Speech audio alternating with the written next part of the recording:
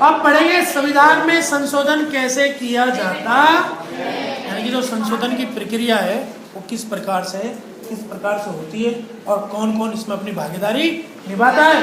अब ये हम समझेंगे कि संविधान में संशोधन कैसे किया जाता है। संसद अपनी संवैधानिक शक्ति के द्वारा इस अनुच्छेद में वर्णित प्रक्रिया के अनुसार संविधान में नए उपबंध कर सकती है। यानी कि संसद अपनी संवैधानिक शक्ति से, जो संसद को जो संवैधानिक शक्ति मिली है क्या संविधान में संशोधन करने की, उस शक्ति से क्या कर सकता है, नए नियम बना सकता है और पुराने नियमों को क्या कर सकता है, हटा सकता है। हम पहले ही कह चुके हैं कि हमारे संविधान निर्माता संविधान को एक संतुलित दस्तावेज बनाने के पक्षधर थे। वो चाहते थे कि संविधान कैसा रहे, इसमें ज्यादा संशोधन की भी आवश्यकता नहीं पड़े और पड़े भी तो हल्का सा कर दिया जाए। संविधान को इतना लचीला होना ही चाहिए कि उसमें आवश्यकता अनुसार क्या किया जा सके, बदलाव किया जा सके, लेकिन साथ ही इसे अनावश्यक और अक्सर होने वाली बदलावों से बचाया जाना चाहिए। ऐसा नहीं है कि कल को कोई मोहल्ला खड़ा हो गया कि हमारे तो पानी आ रहा है 4 घंटे, अब तो 6 घंटे चाहिए, 6 घंटे दिया, 8 घंटे चाहिए, 8 घंटे दिया, 12 घंटा चाहिए। पागल बावड़ हो जाओ, संविधान बावड़ा हो जाएगा। संशोधन करते करते कब तक करेगा। तो हमें इससे भी बचना चाहिए, हमें बार बार संशोधन नहीं करने चाहिए। हाँ, जब कोई विशेष आवश्यकता पड़े तो क्या करने चाहिए, संशोधन करने चाहिए, लेकिन ज्यादा संशोधन करने से क्या होना चाहिए, बचना चाहिए, ज्यादा संशोधन नहीं करने चाहिए। कहाँ पे चल रहे भैया,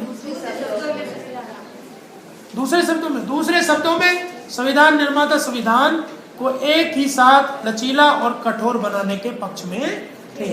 अब कठोर तो कैसे बनेगा और लचीला कैसे बनेगा। कठोर ऐसे बनेगा, लचीला ऐसे बनेगा।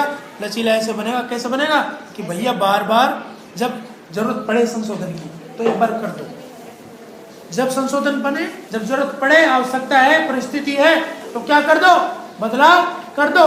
कठोर ऐसे बने कैसे नहीं, मुंह उठा के बार बार बदलाव करो, ऐसा नहीं होगा कि बार बार बदलाव करो। एक साल में 2 बार संशोधन कैसे हो जाएगा भैया, नहीं होगा ना। अरे परिस्थितियां ऐसे थोड़ी ना 6 महीने के अंदर बदल गई देश की, नहीं, टाइम लगता है, टाइम लगता है। वो कहता है ना, सूरज को उगने से छिपने तक वक्त तो आगे चले। लचीला संविधान वह होता है जिसमें आसानी से संशोधन किया जा सके।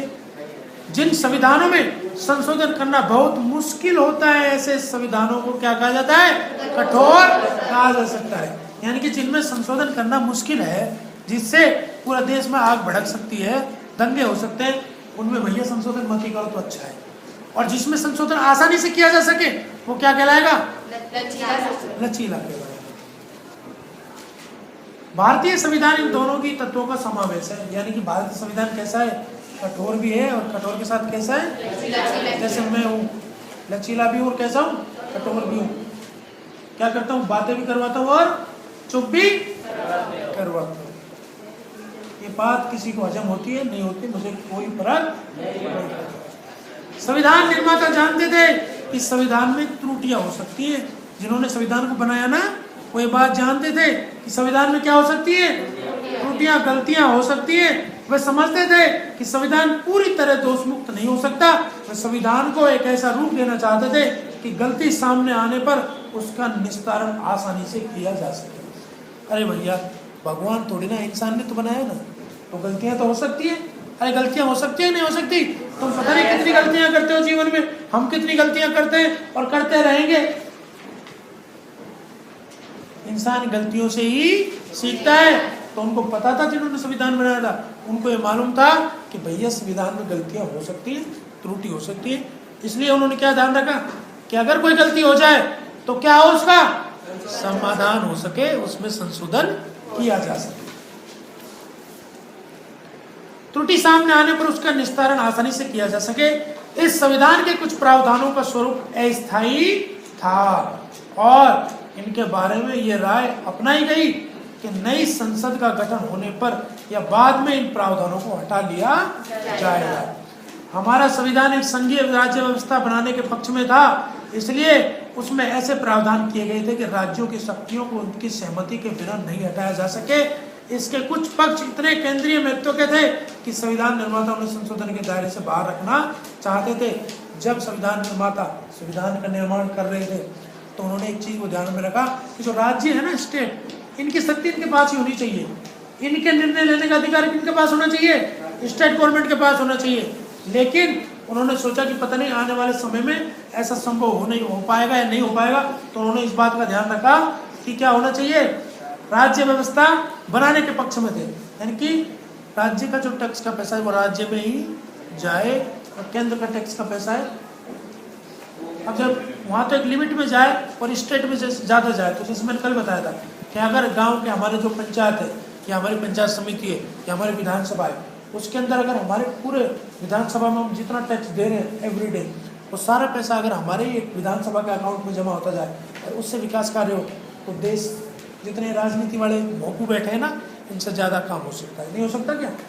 इनसे ज़्यादा काम हो सकता है। हमारा पैसा हमारे ही काम आए। जैसे कहते हैं ना, खेत का पानी खेत में और खुद का पानी खेत का पानी खेत में। अगर खेत का पानी खेत में रहेगा तो क्या रहेगा? सही रहेगा ना। और खेत का पानी बाहर जाएगा तो क्या उसके साथ खाद, खेत की उपजाऊ मिट्टी क्या चली जाएगी? बह के चली जाएगी। आगे चलते हैं सब। नई संसद का गठन होने पर यह बाद में इन प्रावधानों को हटा लिया जाएगा। हमारा संविधान एक संघीय राज्य व्यवस्था बनाने के पक्ष में था, इसलिए उसमें ऐसे प्रावधान किए गए थे कि राज्यों की शक्तियां उनकी सहमति के बिना कोई भी हटा नहीं सके। अगर राज्यों की शक्ति ली केंद्र सरकार ले तो उनकी सहमति ले और सहमति के बाद ही क्या करे, इस पर एक्शन ले। हमारा संविधान एक संघीय राज्य व्यवस्था के बनाने के पक्ष में था, इसलिए उसमें ऐसे प्रावधान किए गए कि राज्यों की शक्तियों को उनकी सहमति के बिना नहीं हटाया जा सके। इसके कुछ पक्ष इतने केंद्रित महत्व के थे कि संविधान निर्माता उन्हें संशोधन के दायरे से बाहर रखना चाहते थे। संविधान निर्माता चाहते थे कि संविधान में ये बदलाव नहीं हो, स्टेट गवर्नमेंट की जो है ना शक्ति वो उनके पास रहे, आगे कोई भी ऐसा नहीं कर पाए कि इसमें बदलाव करके लो इनकी शक्तियां इनके पास ले लो। तो उस बदलाव से बाहर रखना चाहते थे कि जो नियम होते हैं ना, कुछ नियम ऐसे जिनका संशोधन ही नहीं कर पाए, तो ऐसे नियम बनाना चाहते थे। राज्य व्यवस्था चाहते थे कि राज्य के जो नियम है ना उनकी शक्ति राज्य के पास रहे। ऐसा नियम बना दो कि इसमें संशोधन ही नहीं हो, इसमें संशोधन की जरूरत नहीं पड़े। अगर केंद्र चाहे तो संशोधन ही नहीं कर पाए, वो ये चाहते थे। इन प्रावधानों की संशोधन प्रक्रिया को कठोर बनाना आवश्यक था। यही वजह है कि संविधान में संशोधन करने के विभिन्न तरीके अपनाने पड़े। संविधान संशोधन की प्रक्रिया, पहला इसमें संसद में सामान्य बहुमत के आधार पर कतिपय अनुच्छेदों में निर्दिष्ट प्रक्रिया के अनुसार, यानी कि संसद में बहुमत पारित हो, एक बहुमत हो जिसके क्या हो, संविधान में प्रमुख होता है संशोधन कि अगर संसद में बहुमत पारित हो जाएगा तभी तो संशोधन होगा ना अभी संविधान में। दूसरा है संसद के दोनों सदनों में अलग अलग विशेष बहुमत के आधार पर अनुच्छेद 368 के अनुसार, अनुच्छेद 368 के अनुसार